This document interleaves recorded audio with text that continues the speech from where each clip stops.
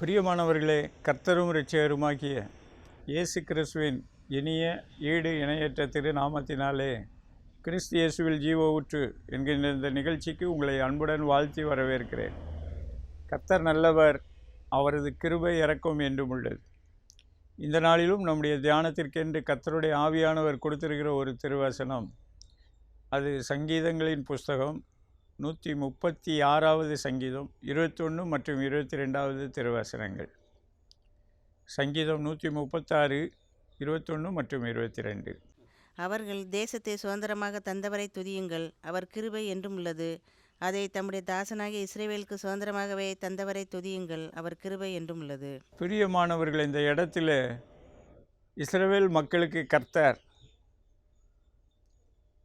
பூமிக்குரிய கானான் தேசத்தை சுதந்திரமாக கொடுத்தார். அவரை ஜனங்கள் துதிப்பார்களாக என்று சொல்லி ஒரு துதிக்குள்ளே உற்சாகப்படுத்துகிற ஒரு சங்கீதம் இது. ஆமாம், அவர்களுடைய தேசத்தை சுதந்திரமாய் கொடுத்தவரை துதியுங்கள், அவர் கிருபை என்றும் உள்ளது. அவருடைய கிருபை என்றும் உள்ளது என்றால் அதே காரியத்தை கர்த்தர் ஆண்டவராகிய இயேசு கிறிஸ்துவை விசுவாசிக்கக்கூடிய உங்கள் வாழ்க்கையிலும் என் வாழ்க்கையிலும் செய்ய முடியும் என்பதற்காகவே அப்படி குறிப்பிடப்பட்டிருக்கிறது. பிரியமானவர்களே, நாம் எல்லாரும் ஆண்டவராகிய இயேசு கிறிஸ்துவின் மூலமாக பிதாவாகிய தேவனுக்கு முன்பதாக சுதந்திரவாளிகளாக இருக்கிறோம் என்பதை நாம் புரிந்து கொள்ள வேண்டும். சுதந்திரவாளிகள் என்ற அந்த பெயருக்கு ஏற்ப நாம் நடந்து கொள்ள வேண்டும். அப்பொழுது தேவனாகிய கர்த்தருடைய ஒத்தாசைகளை நம்முடைய வாழ்க்கையில் பெற்றுக்கொள்ள முடியும். கர்த்தருக்கு ஸ்தோத்திரம், தேவனுக்கே மகிமை உண்டாகட்டும். அதை குறித்ததான சில காரியங்களை இந்த நாளிலே நாம் தியானிக்க போகிறோம். கவனமாய் செவி கொடுங்கள், இதயத்திலே பதிக்கும்படிக்கு ஆண்டவரிடத்தில் கேளுங்கள், மற்றவர்களுக்கும் இந்த செய்தியை குறித்து சொல்லுங்கள். கர்த்தர் உங்களை ஆசீர்வதிப்பாராக. முதலாவதாக, ஆண்டவராகிய தேவன் இந்த பூமிக்குரிய சுதந்திர வீதங்களையும் நமக்கு கொடுக்க வேண்டும் என்று அவர் விரும்புகிறார். நம்முடைய வாழ்க்கையிலே என்ன குறைவுகள் இருந்தாலும் ஆண்டவராகிய இயேசு கிறிஸ்துவின் மூலமாக தேவன் அவைகளிலே ஒரு நிறைவை கட்டளையிட வேண்டுமென்று, அற்புதத்தை செய்ய வேண்டுமென்று அவர் விரும்புகிறார். நாம் அவருடைய உள்ளத்தை நாம் புரிந்து கொள்ள வேண்டும். ஒரு முறை நான் பரிசுத்த வேதாகமத்திலே வாசித்து கொண்டிருந்த பொழுது ஒரு வசனம் என்னை மிகவும் அதிகமாக தொட்டது, அசைத்தது. அந்த வசனம் ஏசாயா 60வது அதிகாரம் 21வது திருவசனமாக காணப்படுகிறது. பாருங்கள், உன் ஜனங்கள் என்றென்றைக்கும் நீதிமான்களும் பூமியை சுதந்திரிக்கிறவர்களுமாய் இருப்பார்கள். பாருங்கள், இங்கே பிதாவாகிய கர்த்தர் குமாரனாகிய கர்த்தரிடத்திலே சொல்லுகிறார், உன் ஜனங்கள் எப்பொழுதும் நீதிமான்களாய் இருப்பார்கள், என்றென்றைக்கும் பூமியை சுதந்திரித்து கொண்டே இருப்பார்கள் என்று குறிப்பிடுகிறார். பாருங்கள், எவ்வளோ ஒரு ஆச்சரியமான காரியம், அதிசயமான காரியம். நான் நாட்டின கிளைகளும் என்னுடைய நாம மகிமைக்காக என்னுடைய கிரியைகளுமாய் இருப்பார்கள் என்று குறிப்பிடுகிறார். பிரியமானவர்களே, இது ஒரு வார்த்தையினால் விவரிக்க முடியாத அளவுக்கு ஒரு மகிமையான ஒரு வாக்குறுதி. ஆண்டவராகிய இயேசு கிறிஸ்துவை நாம் ஏற்றுக்கொள்ளும் பொழுது, அவர் மூலமாக பிதாவாகிய தேவனோடு நாம் ஒப்புரவாகும் பொழுது, நாம் அவருடைய பிள்ளைகளாகும்படிக்கு அவர் நமக்கு அதிகாரம் கொடுக்கிறார். யோவான் எழுதின சுவிசேஷம் 1வது அதிகாரம் 12வது வசனம் அப்படி சொல்லுகிறது. அவருடைய நாமத்தின் மேல் விசுவாசம் வைத்து அவரை ஏற்றுக்கொண்டவர்கள் எத்தனை பேர்களோ அத்தனை பேர்களும் தேவனுடைய பிள்ளைகளாகும்படிக்கு அதிகாரம் கொடுத்தார். தேவனுடைய பிள்ளைகளாக நமக்கு பரலோகத்தின் தேவனுக்கு முன்னதாக அவர் வைத்திருக்கிற எல்லா சுதந்திரங்களிலும் நாம் பங்கடையக்கூடிய ஒரு கிருபை வரத்தை அவர் நமக்கு கொடுத்திருக்கிறார். அதிலே நாம் அவருடைய பிள்ளைங்கிற ஸ்தானத்தை நாம் காத்துக்கொள்ள வேண்டும். அதுதான் ஆண்டவர் எதிர்பார்க்கிறார். அப்போஸ்தலனாகிய பவுல் ரோமருக்கு எழுதின நிருபத்தில் குறிப்பிடுகிறார், நாம் பிள்ளைகளானால் சுதந்திரருமாமே, கிறிஸ்துவுடன் சுதந்திரராக நாம் இருக்கிறோம், கிறிஸ்துவோடு சுதந்திரராக இருக்கிறோம். கிறிஸ்து எல்லாவற்றிற்கும் சுதந்திரவாளி, அவர் மூத்த சகோதரர்.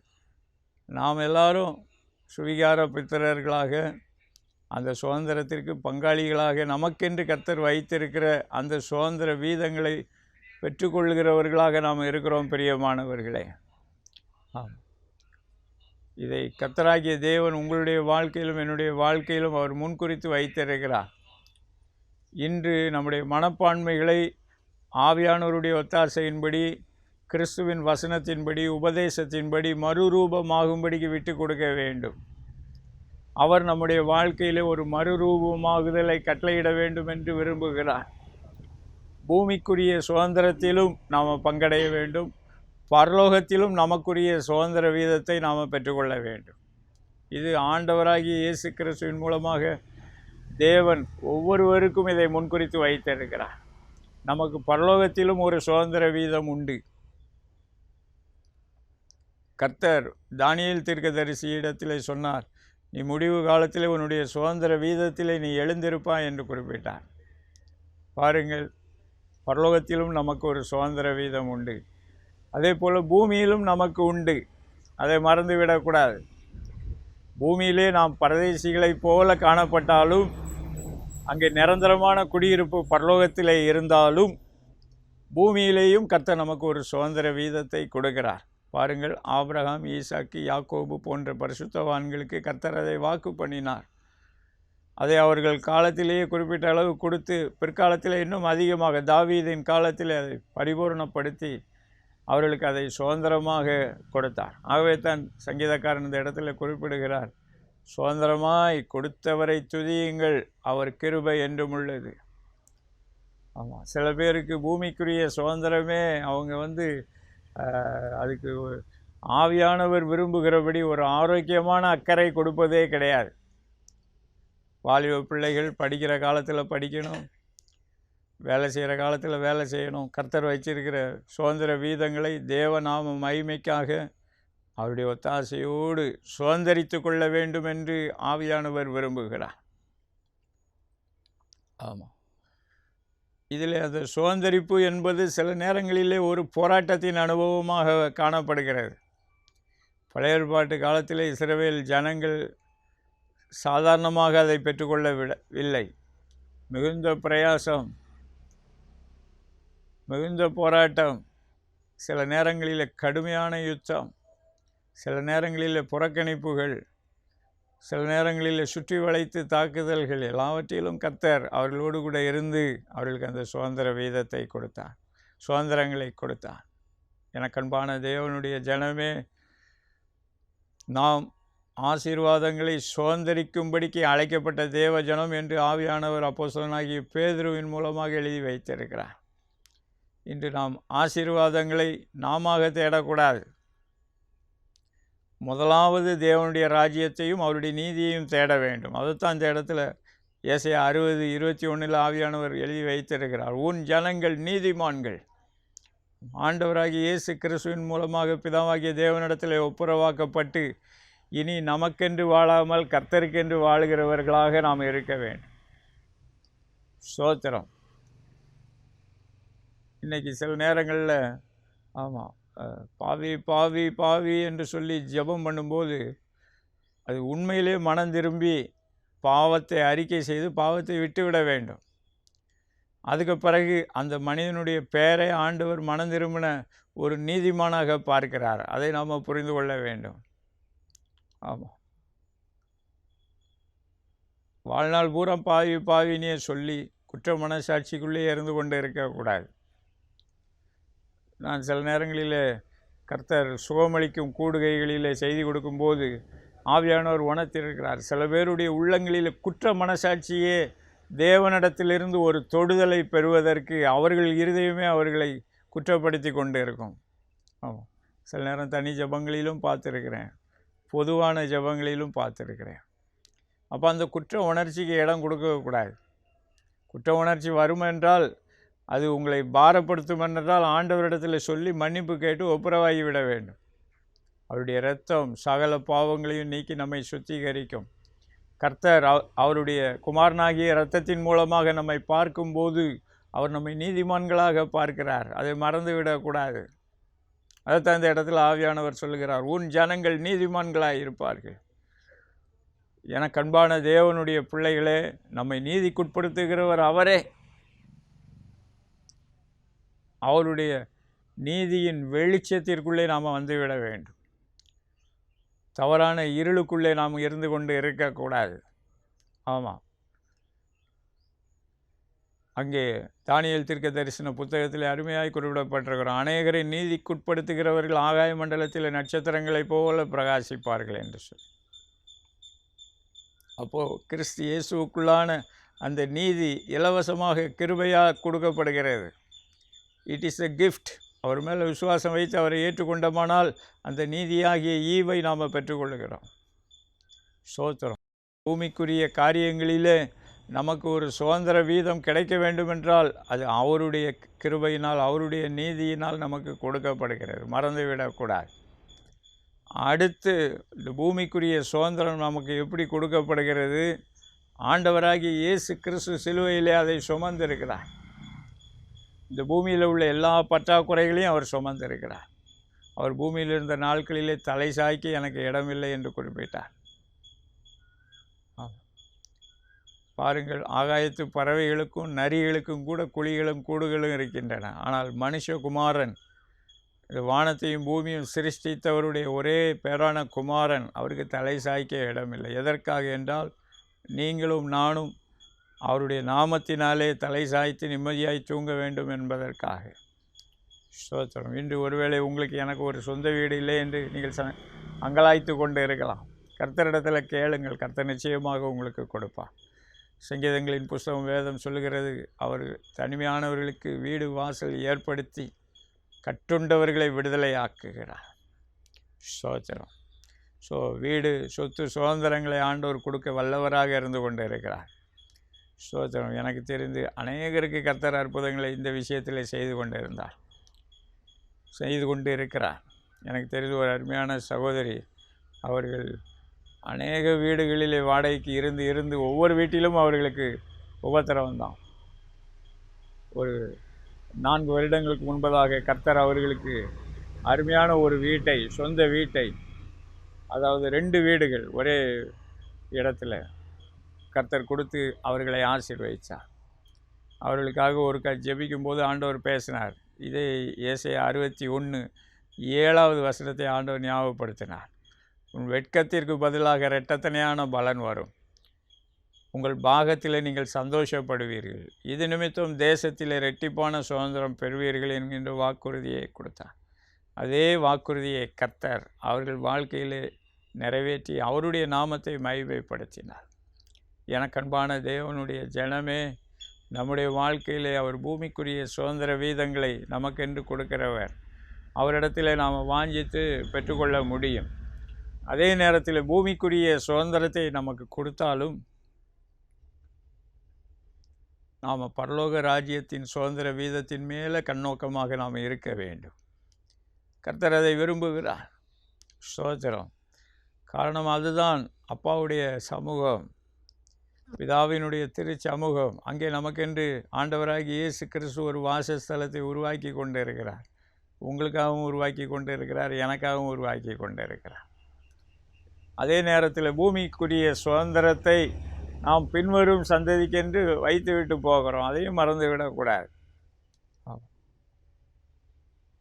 பைபிளில் போட்டிருக்கிறது, நீதிமான் தன்னுடைய பிள்ளைகளின் பிள்ளைகளுக்காக வைத்துவிட்டு போகிறான் என்று எழுதப்பட்டிருக்கிறது. ஸ்தோத்திரம். அவர் நமக்கு அந்த சுதந்திர வீதங்களை பூமியிலும் தருகிறார். அந்த பூமிக்குரிய சுதந்திர வீதங்களையும் நாம ஓடி பிரயாசப்பட்டு கொண்டு இருக்கக்கூடாது. பாருங்கள், ஆபிரகாம், ஈசாக்கு, யாக்கோபு, இஸ்ரவேலருக்கு கர்த்தரே பூமிக்குரிய சுதந்திரத்தை வாக்கு பண்ணினார். சொந்த தரிசனம் அல்ல, அவர்களுடைய மன விருப்பப்படியும் அல்ல, ஆண்டவருடைய விருப்பப்படி அதை கொடுத்தார். ஸ்தோத்திரம். ஆபிரகாம் கர்த்தர் அவர் எந்த இடத்தை காமிக்கிறார் என்று அறியாதவராய் புறப்பட்டு போனார் என்று வேதம் சொல்லுகிறது. இன்றைக்கும் ஆபிரகாமுக்கு கர்த்தர் கொடுத்த அந்த சுதந்திரம் பூமியின் வரைபடத்திலே இருந்து கொண்டு இருக்கிறது. அவர்களுக்கு உரியதாக இருந்து கொண்டு இருக்கு. அதில் சில பகுதிகள் இப்பொழுது இல்லை அவர்களிடத்தில். ஆனாலும் அந்த சுதந்திரம் இப்போதும் அவர்களுக்கென்று பிதாவாகிய தேவனால் அங்கே வைக்கப்பட்டிருக்கிறது. கர்த்தருக்கு ஸ்தோத்திரம். தேவனுக்கே மகிமை. இந்த பூமிக்குரிய சுதந்திர வீதங்களை குறித்து தவறான எண்ணங்களை மனசிலிருந்து அப்புறப்படுத்தி விடுங்கள். சில பேருக்குள்ள அந்த இது இருக்குது, தவறான எண்ணங்கள். ஆமாம் ஆமாம். சில பேருக்கு சொத்து சுதந்திரங்கள்னால் எப்படியாவது ஏமாற்றி தான் பிடுங்கணும், கொள்ளையடிக்கணும், அப்படி தான் நினைக்கிறாங்க. அப்படியெல்லாம் இல்லை. ஆண்டவர் உங்களுக்கு அதை கொடுக்கும்போது அது உங்களுக்கு நிலைவரப்படும், ஆசீர்வாதமாக இருக்கும். தேவனுடைய ராஜ்யத்தின் திட்டத்திற்கு உட்பட்டு, தேவனுடைய ராஜ்யத்தின் நீதிக்கு உட்பட்டு அதை நீங்கள் பெற்றுக்கொள்ளும்போது அது உங்களுக்கு ஆசீர்வாதமாக அமையும். கர்த்தருக்கு ஸ்தோத்திரம், தேவனுக்கே மகிமை. அடுத்தபடியாக இந்த வாக்குத்தத்தமான ஆசீர்வாதங்களை சுதந்திரிப்பதிலே அங்கே இன்னொரு நிலை காணப்படுகிறது. அது எபிரேயருக்கு எழுதின நிருபம் 6வது அதிகாரத்தில் 11வது திருவசனத்தில் நீங்கள் வாசித்து பாருங்கள். இந்த வாக்குத்தத்தமான ஆசீர்வாதங்களை சுதந்திரிப்பதற்கு நீங்கள் அசதியாக இருக்கக்கூடாது. சில நேரங்களில் பூமிக்குரிய காரியங்களை சுதந்திரிப்பதில் இருக்கிற அக்கறை, ஆர்வம், கர்த்தருடைய சமூகத்தில் ஆவிக்குரிய பிரகாரமாக ஜெபிக்க சொன்னால், ஆண்டவரே நீ ஆசீர்வதிங்க, அந்த ஒரு ஜெபத்தோடு போயிடுறது, அவ்வளோதான். அதில் அசதி வந்துடும் சில பேருக்கு அந்த இடத்துல. ஆமாம், எதுக்கு நம்ம மணிக்கணக்காக எதுக்கு அங்கே உட்காந்து ஜெபம் பண்ணணும், அந்த நேரம் போய் ஏதாவது ஒரு வேலை பார்த்தாலும் பிரயோஜனம் உண்டு அப்படி நினைத்து விடுவார்கள். அப்போது ஆசீர்வாதமான வாக்குறுதிகளை சுதந்திரிப்பதிலும் அசதியாக இருக்கக்கூடாது. அதே நேரத்தில் சுதந்திரிக்கிற காரியத்திலையும் அசதியாக இருக்கக்கூடாது. யோசுவா 1வது அதிகாரத்தில் அந்த இஸ்ரவேல் ஜனங்களை சொல்கிறாரு, நீங்கள் எவ்வளோ நாள் இன்னும் இப்படியே சுதந்திரிக்காமல் இருந்துக்கிட்டு இருப்பீங்க, இன்னும் சுதந்திரிக்க வேண்டிய தேசம் மகா விஸ்தீரணம் என்று குறிப்பிடுகிறார். எனக்கு அன்பான தேவனுடைய ஜனமே, நம்முடைய வாழ்க்கையில் 2 அசதிக்கும் இடம் கொடுக்கக்கூடாது.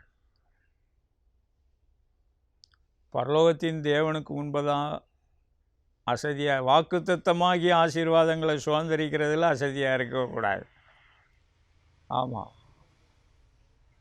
அதில் அசதியாக இருந்தால், ஆமாம், நீதிமொழிகளில் ஒரு வசனம் உண்டு, அங்கே குளிருகிறதுன்னு சொல்லி சோம்பேறி உழமாட்டானா, அவனுக்கு அறுப்பு காலத்தில் பிச்சை கேட்டாலும் கிடைக்காதுன்னு பைபிளில் போட்டுக்குது. அப்போது ஆவிக்குரிய தேவ சமூகத்தில் கர்த்தருக்கு காத்திருக்கிற காரியங்களில், கர்த்தரோடு நடப்பதிலே நாம் உற்சாகமாக இருக்க வேண்டும், அசதியாக இருக்கக்கூடாது. ஆமாம், வாரத்தில் ஒரு நாள் சர்ச்சுக்கு வாங்க, ஒரு 1.5 மணி நேரம் உட்காருங்கன்னா, சில பேர் செய்தி நேரத்தில் தான் வர்றது, சில பேர் செய்தி முடிஞ்சு ஜெபம் பண்ண உடனே புறப்பட்டு போயிடுறது. பிரியமானவர்களே, ஆண்டவர் அவரை தேடுகிற காரியத்தில் கண்ணும் கருத்துமாக இருக்க வேண்டும் என்று அவர் விரும்புகிறார். ஆண்டவர் எனக்கு ஒரு முறை கற்றுக் கொடுத்தார். தானியேல் தீர்க்க தரிசன புத்தகத்தில் கடைசியில் எழுதியிருக்கும், அன்றாட பலி நீக்கப்படும் கடைசி காலத்தில். இன்று எத்தனை சபைகளிலே அன்றாடம் ஆராதனை நடைபெற்று கொண்டு இருக்கிறது, சில கிராம சபைகளிலே நடந்து கொண்டு இருக்கிறது. ஸ்தோத்திரம். யோசனை பண்ணி பாருங்கள். ஒவ்வொரு நாளும் கர்த்தரை தேட வேண்டும், கர்த்தருக்கு ஸ்தோத்திர பலி செலுத்த வேண்டும், ஜெபிக்க வேண்டும், கர்த்தருடைய சத்தத்தை கவனமாய் கேட்க வேண்டும், வேதத்தை தியானிக்க வேண்டும். ஆண்டவர் என்னோடு என்ன பேசுகிறார் என்கின்ற ஒரு நிச்சயம் நமக்கு இருக்க வேண்டும். யோவான் 10வது அதிகாரம் தெளிவாய் சொல்லுகிறது, என்னுடைய ஆடுகள் என்னுடைய சத்தத்துக்கு செவி கொடுக்கும். கர்த்தருடைய சத்தத்தை கேட்டால் உங்கள் ஆத்துமாவும் வாழும். உங்கள் ஆத்துமாவை வாழ்ந்துச்சுன்னா நீங்கள் எல்லாவற்றிலும் வாழ்ந்திருப்பீர்கள். ஸ்தோத்திரம். அசதியாக இருக்கக்கூடாது. அடுத்தபடியாக இன்னொன்று போட்டிருக்குது, என்னென்னா, ஆமாம், அங்கே நீடிய பொறுமையோடும் விசுவாசத்தோடும் சுதந்திரிக்கிறவர்களை பின்பற்ற வேண்டும்.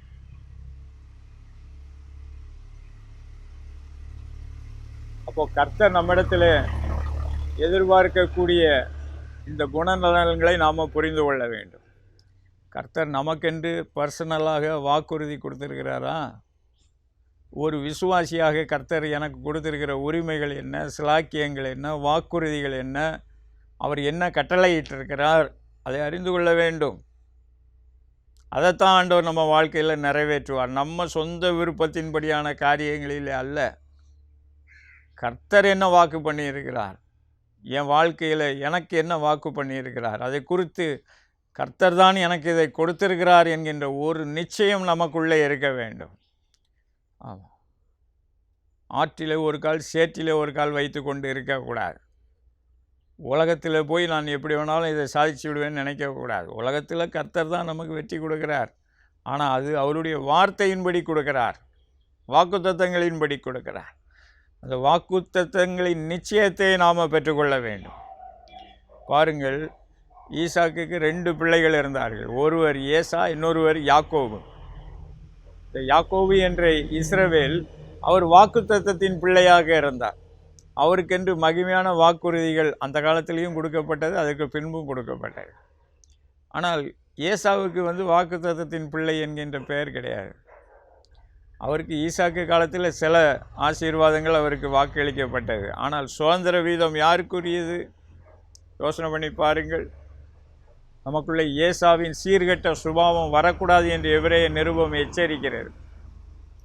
நாம் வாக்குத்தத்தத்தின் பிள்ளையாக இருந்து கொண்டு இருக்கிறோமா? அதுக்கு அடுத்தபடியாக அந்த வாக்குத்தத்தங்களை சுதந்திரிக்கிறவர்களாகவும் இருக்க வேண்டும். அந்த சுதந்திரிப்புக்கும் 2 காரியம் குறிப்பிடப்பட்டிருக்கிறது: நீடிய பொறுமை, விசுவாசம். இந்த 2 அவசியம். சில அற்புதங்களை கர்த்தர் நம்முடைய பொறுமையை பார்க்கிறார். யாக்கோபு நிருபம் 5வது அதிகாரத்தில் குறிப்பிடப்பட்டிருக்கும் யோபுவின் பொறுமை குறிப்பிடப்பட்டு பாராட்டப்படுகிறது. எனக்கு அன்பான தேவனுடைய ஜனமே, இஸ்ரவேலுக்கும் அப்படி தான்.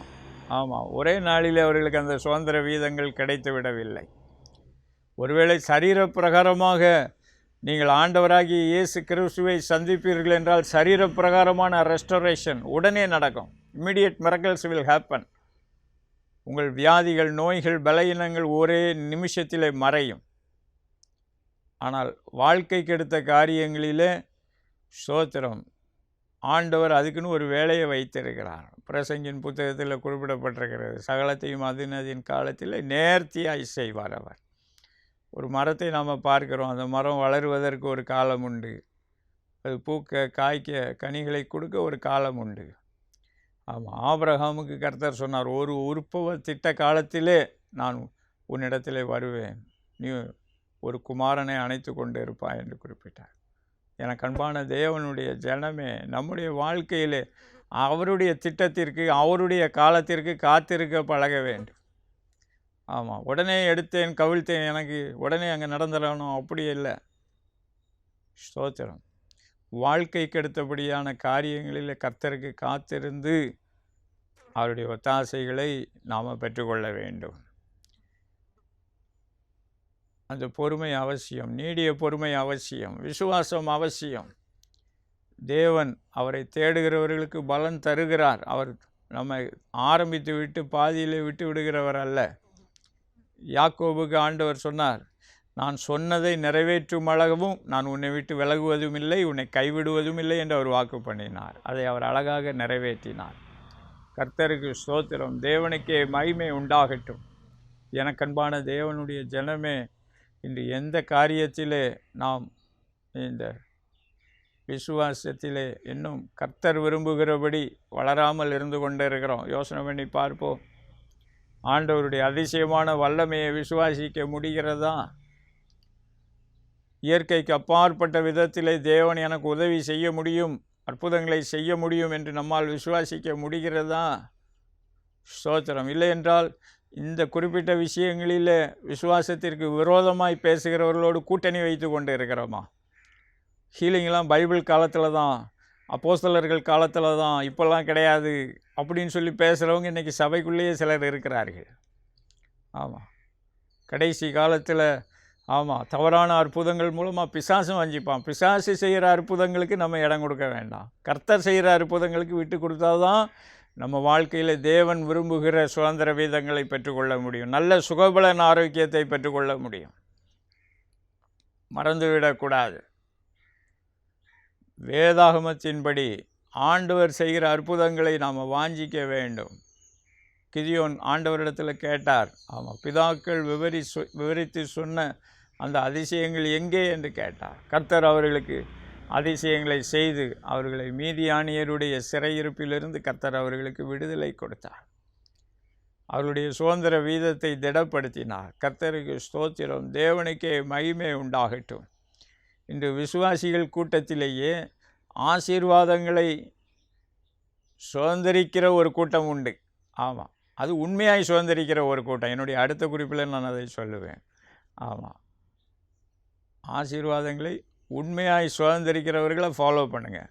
ஆமாம், சில நேரங்களில் நானே சில பிரசங்கிமாரை பார்த்துருக்கிறேன். ஆமாம் ஆமாம், நம்ம ஒருத்தரெல்லாம் பிரசங்கம் பண்ணினார் ஒரு காலத்தில், நம்ம பரலோகத்துக்கு போகும்போது இதெல்லாம் கொண்டுட்டா போக போகிறோம் அப்படின்னு சொல்லிட்டு. ஆமாம், ஆண்டவர் என்கிட்ட சொன்னாங்க, அவர் தன்னுடைய வீட்டிலே ஏகப்பட்ட நன்மைகளை சேர்த்து வச்சிருக்கிறாரு, ஆனால் வெளியே தான் உபதேசம் அப்படின்ட்டு. எனக்கு அன்பான தேவனுடைய ஜனமே, பூமிக்குரிய ஆசீர்வாதங்களை குறித்து ஆவியானவர் விரும்புகிறபடி கர்த்தருடைய வேத சத்தியங்களின்படி ஒரு ஆரோக்கியமான விசுவாசத்தை வளர்த்து கொள்ள பிரயாசப்படுங்கள். கர்த்தர் உங்களை ஆசீர்வதிப்பார். அப்படிப்பட்ட ஆரோக்கியமான உபதேசத்தை சொல்லுகிறவர்களை ஃபாலோ பண்ணுங்கள். ஆண்டவர் உங்கள் வாழ்க்கையை ஆசீர்வதிப்பார். கர்த்தருக்கு ஸ்தோத்திரம், தேவனுக்கே மகிமை உண்டாகட்டும். எபிரேயர் 6வது அதிகாரத்தை குறித்து வைத்து கொள்ளுங்கள். ரொம்ப அருமையான பகுதி. ஸ்தோத்திரம். இந்த காலத்தில் இது ரொம்ப அவசியமான ஒரு காரியமாக இருந்து கொண்டு இருக்கிறது. அடுத்தபடியாக நாம் கர்த்தருக்கு அடுத்த காரியங்களில் இன்னும் வளர வேண்டும் என்று ஆவியானவர் விரும்புகிறார். இன்றைக்கி கர்த்தரை தேடுகிற விஷயத்திலேயே ஆசீர்வாதங்களுக்காக மாத்திரம் தேடுகிறது. ஆமாம், என்னுடைய வாழ்க்கையில் ஒரு 98வது ஆண்டு என்று நினைக்கிறேன், ஏறக்குறைய பார்த்து கொள்ளுங்கள், 25-26 ஆண்டுகளுக்கு முன்பதாக மருத்துவர்கள் என்னை பரிசோதித்து விட்டு, உங்களுக்கு லோ ப்ரெஷர் என்று சொன்னார்கள். அது ரொம்ப கம்மியாக இருந்தது, 60 இவ்வளோதான் இருந்தது. அப்போது அந்த டாக்டர் ஒரு விசுவாசியான ஒரு ஊழியக்கார டாக்டர். அவர் சொன்னார், பிரதர் நல்லா சாப்பிடுங்க, அதிகமாக உபவாசம்லாம் இருக்காதீங்க, நல்லா ஜெபம் பண்ணுங்க என்று சொல்லி உற்சாகப்படுத்தி அனுப்பி வச்சார். இது நடந்தது 98 என்று நினைக்கிறேன். அப்போது நாங்கள் இருக்கிற இடத்துக்கு அருகாமையில் ஒரு நற்செய்தி கூடுகை நடைபெற்றது. இயேசு விடுவிக்கிறார் நற்செய்தி கூடுகை. பிரதர் மோகன் சி லாசஸ் அவர்கள் கர்த்தருடைய செய்தியை கொடுத்திருந்தார்கள். அப்போ நானும் எங்கள் ஊர்லேருந்து ஒரு குழுவாக ஒரு வாகனம் அரேஞ்ச் பண்ணி அந்த மீட்டிங்க்கு போயிருந்தப்போ கடைசி ஜெப நேரத்தில் ஆண்டவராகி இயேசு கிறிஸ்து அந்த மேடையில் தோன்றினார். மேடையில் தோன்றி என்னிடத்தில் நேரடியாக அவர் பேசினார். உன்னுடைய குறைந்த இரத்த அழுத்த நோயை நான் சுகமாக்குகிறேன், இனிமேல் அது உனக்கு வரவே வராது என்று சொல்லி குறிப்பிட்டார். சொல்லிவிட்டு அடுத்து சொன்னார், இந்த மக்கள் ஆசீர்வாதத்தை தேடுகிறார்கள், ஆசீர்வதிக்கிறவராகி என்னை அவர்கள் தேடலை அப்படிங்கிற மாதிரி ரொம்ப வருத்தத்தோடு சொன்னதை நான் கேட்டேன். இதை இந்த ஸ்டேஜில் சொல்லு அப்படின்னார். உடனே நான் சாட்சிகளின் வேலை வந்த பொழுது ஸ்டேஜுக்கு போய் முதலாவதாக இந்த சாட்சியை சொல்லிவிட்டு, கர்த்தர் இங்கே இருக்கிறவர்களுக்கும் ஒரு செய்தியை சொன்னார். என் ஜனங்கள் ஆசீர்வாதத்தை தான் தேடுறாங்க, ஆசீர்வதிக்கிறவர் அல்ல என்று சொல்லி வேதனையோடு குறிப்பிட்டார் என்று சொன்னேன். எனக்கு அன்பான தேவனுடைய ஜனமே, நாம் ஆசீர்வதிக்கிறவரை தேட வேண்டும். ஆமோஸ் 5வது அதிகாரம் 5வது வசனத்தை வாசித்து பாருங்கள். கர்த்தரை தேடுங்கள், அப்பொழுது பிழைப்பீர்கள். கர்த்தரை தேடுகிறதுனால பிழைப்பும் உண்டாகும், ஆசீர்வாதமும் உண்டாகும். ஆனால் கர்த்தருக்கும் மிஞ்சி ஆசீர்வாதம்னு பக்கத்தில் இருக்கிறவனுக்கெல்லாம் தொல்லை கொடுக்க ஆரம்பிச்சிடறாங்க சிலர். எனக்கு அன்பான தேவனுடைய ஜனமே, அதனால தான் ஆவியானவர் எழுதி வச்சிருக்கிறார். ஆண்டவர் சொல்லியிருக்கிறார், முதலாவது தேவனுடைய ராஜ்யத்தையும் அவருடைய நீதியையும் தேடுங்கள், அப்பொழுது இவைகளெல்லாம் உங்களுக்கு கூட கொடுக்கப்படும். பாருங்கள், கர்த்தர் அந்த நாளில் எனக்கு செய்த அற்புதம் இன்றைக்கும் என் சரீரத்தில் நிலைத்திருக்கிறது. என்னுடைய ப்ரெஷர் இன்றைக்கி எப்போ போய் டெஸ்ட் பண்ணாலும் நார்மலாக இருக்குது. கர்த்தருக்கு ஸ்தோத்திரம், தேவனுக்கே மகிமை. 120+ அழகாக இருக்குது எப்பவும். ஏறக்குறைய 27 ஆண்டுகளாக தேவன் நல்ல சுகபலன் ஆரோக்கியத்தை அற்புதமாக கொடுத்திருக்கிறார். எனக்கு அன்பான தேவனுடைய ஜனமே, கர்த்தர் வைத்திருக்கிற ஆவிக்குரிய ஆசீர்வாதங்களின் சுதந்திரவாளியாகவும் கர்த்தர் நம்மை வைத்திருக்கிறார். ஒரு காலத்திலே நமக்கு பரலோகத்தின் சுதந்திர வீதத்தை கொடுக்கும்படிக்கும் நமக்கு முன்குறித்து வைத்திருக்கிறார். பூமிக்குரிய சுதந்திர வீதங்களிலும் தேவனாகிய கர்த்தர் நமக்கென்று அவர் முன் குறித்து வைத்திருக்கிறதை கொடுக்க அவர் வல்லவராக இருந்து கொண்டார். ஏசாயா தீர்க்கதரிசன புத்தகம் சொல்லுகிறது, வயலோடு வயலை சேர்க்கிறவனுக்கு ஐயோ என்று குறிப்பிடுகிறார். நீயாக தேடாதே, அது உனக்கு சாபத்தை கொண்டு வந்துவிடும். ஆண்டவரை தேட பழகு. அவருடைய சித்தப்படி பூமிக்குரிய சுதந்திர வீதங்களை தேடு. அதுவும் ஒரு சுதந்திரிப்புக்குரிய ஒரு ரெஸ்டோரேஷன் என்பது ஒரு ஆவிக்குரிய போராட்டம். அதில் ஆவியானவர் நமக்கு உதவி செய்வார், கர்த்தர் நமக்கு உதவி செய்வார், அந்த ஒரு ரெஸ்டோரேஷனை நமக்கு கொடுப்பார். அதில் ஆண்டவர் இன்னும் சில நல்ல குணங்களை நம்மிடத்தில் எதிர்பார்க்கிறார். பாருங்கள், சாந்த குணம் உள்ளவர்கள் பூமியை சுதந்திரித்து கொள்வார்கள், பைபிளில் போட்டிருக்குது. ஆமாம், எனக்கு அன்பான தேவனுடைய ஜனமே, நாம் கண்களை மூடி ஆண்டவரை நோக்கி பார்ப்போமா? ஸ்தோத்திரம். ஆவியானவர் சொல்லுகிறார், உன் ஜனங்கள் நீதிமான்களும் என்றைக்கும் பூமியை சுதந்திரிக்கிறவர்களாக. நாம் பரலோகத்துக்கு போன பிறகும் கர்த்தர் நம்மை சுதந்திரவாளிகளாக, நம்முடைய சந்ததியை கர்த்தர் 1000 தலைமுறைக்கு ஆசீர்வதிக்கிறவர்களாக அவர் இருந்து கொண்டு இருக்கிறார். யோசனை பண்ணி பார்ப்போம். என்றைக்கும் நாம் சுதந்திரவாளிகளாக இருக்கும்படிக்கு கர்த்தர் நம்மை அழைத்திருக்கிறார். ஏதோ ஒரு குறிப்பிட்ட காரியத்துக்காக மாத்திரமல்ல. ஆண்டவராகிய இயேசு கிறிஸ்துவினிடத்தில் பிதாவாகிய தேவன் குறிப்பிட்டார், என்னிடத்தில் கேளும், அப்பொழுது பூமியை உமக்கு சுதந்திரமாக கொடுப்பேன். இந்த பூமி ஆண்டவராகிய இயேசு கிறிஸ்துவுக்கு உரியது, பரலோகம் அவருக்குரியது. அந்த சுதந்திர வீதங்களில் நமக்கும் அவர் பங்கு கொடுக்கிறார். மறந்து விடக்கூடாது. அந்த சுதந்திர வீதங்கள் அவருக்குரியது, சுதந்திரம் அவருக்குரியது. ஸ்தோத்திரம். இன்று நாம ஓடி சாபங்களுக்குள்ளே, இருளுக்குள்ளே சிக்கி கொண்டு இருக்க வேண்டாம். ஆவியானவர் உணர்த்துகிறார். இந்த இருளுக்குள்ளே சிக்கி கொண்டு இருக்கிறவர்கள் இன்று ஆண்டவரிடத்தில் கேளுங்கள். ஸ்தோத்திரம். ஆண்டவரே, நான் உம்முடைய சுதந்திரவாளியாக இருக்க வேண்டும் என்று விரும்புகிறேன். ஸ்தோத்திரம். என்னுடைய விருப்பம் அல்ல, உம்முடைய விருப்பம் என்னிலே நடக்கட்டும் என்று சொல்லுங்கள். ஸ்தோத்திரம். ஒருவேளை சரீரத்திலே பாடுகளோடு இருப்பீர்கள் என்றால், ஆண்டவரே இதில் அற்புதத்தை செய்யும், எனக்கு நல்ல சுகபலன் ஆரோக்கியத்தை அற்புதம் என்று கேளுங்கள். இப்பொழுதே கொடுத்து விடுவார். அதே நேரம் வாழ்க்கைக்கு எடுத்த காரியங்களிலே ராஜ்யத்திற்கு முதலிடம் கொடுக்க பழகுங்கள். தேவ திட்டத்திற்கு முதலிடம் கொடுக்க பழகுங்கள். ஸ்தோத்திரம். அவருடைய சித்தம் இல்லாமல் ஸ்தோத்திரம் ஒன்றையும் நான் பெற விரும்பவில்லை என்று சொல்லுங்கள். ஸ்தோத்திரம். ஹல்லேலூயா. ஆண்டவரே, உங்கள் இரத்தம் தெளிக்கப்படட்டும், உங்கள் அபிஷேகம் இறங்கி வரட்டும். ஆண்டவரே, மரணத்துக்கு ஏதுவான வியாதிகளை கொண்டு வருகிற துஷ்ட பிசாசுகளை, அசுத்த ஆவிகளை கடிந்து கொள்ளுகிறோம். கட்டப்படுவதாக, விலகி தேவன் நியமித்திருக்கிற இடத்திற்கு போவதாக, இனி வராமல் இருப்பதாக. ஆண்டவரே, அற்புத சுகத்தை ஒவ்வொருவருக்கும் கட்டளையிடுவீராக, அதிசயங்களை செய்தருள்வீராக. ஆண்டவரே, பரலோக சுதந்திர வீதத்திற்கு பாத்திரவான்களாக, பாக்கியவான்களாக ஒவ்வொருவரையும் முத்திரை போடுவீராக. உமக்கு பிரியமான பிள்ளைகளாக பரலோக ராஜ்யத்தின் சுதந்திர வீதத்திற்கு உரியவர்களாக இருக்கட்டும். பூமிக்குரிய சுதந்திர வீதங்களிலும் சரியான பங்கை எங்களுக்கு கட்டளையிட வேணுமாய் ஜெபம் பண்ணுகிறோம்.